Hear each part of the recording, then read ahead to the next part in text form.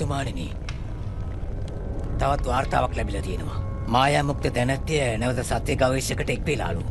දැන් ඕඩන් පෙට්ටිත් ගවේෂක සතුයි.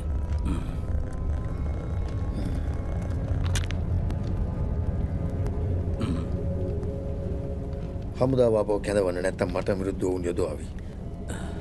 අනික ඇග්‍රමොන්ට් කාරාතුමිටත් දන්වල යවන්න ඇගේ සහෝදරයන් සමග පැමිණෙන්න කියා. ඔතුමාණෙනි අපිට ගවේෂක සමග එකඟතාවයකට එන්න බැරි වෙයිද? ඒකට ප්‍රමාද වැඩි දැන්. ජෙන්සන් ඔබ කොහෙද ගිහින් හිටියේ? අනේ කියන්නකෝ. මොකද? ඔරයිසට හීයක් වැදුනනේ. සනීප කරන්න පුංචි කටුවක් ඇනිලා වගේ පේන්නේ. පුංචි කටුවක්? ඔබට මං කිව්වා නේද වැදුන හීය මම්මා ඇදලා දැම්මේ කියලා. මොකද්ද කරන්න කියන්නේ? කුසලානියක් ප්‍රදානය කරන්නද ඔබට? කේලන් හිටිය තත්තු දෙන්න ටිකක් වෙලා යයි. ඒත් ඔබ ගැන ඇහුව නිතරම.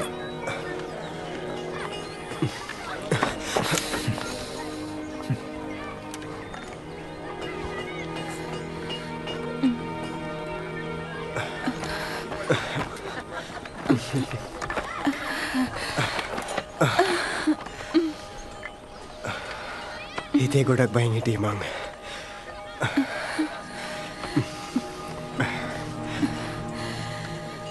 පෙට්ටි හොයාගත්තද? ඔව්. ඉවරයක් වේවි එහෙනම්. තව එක දෙයක් තියෙනවා.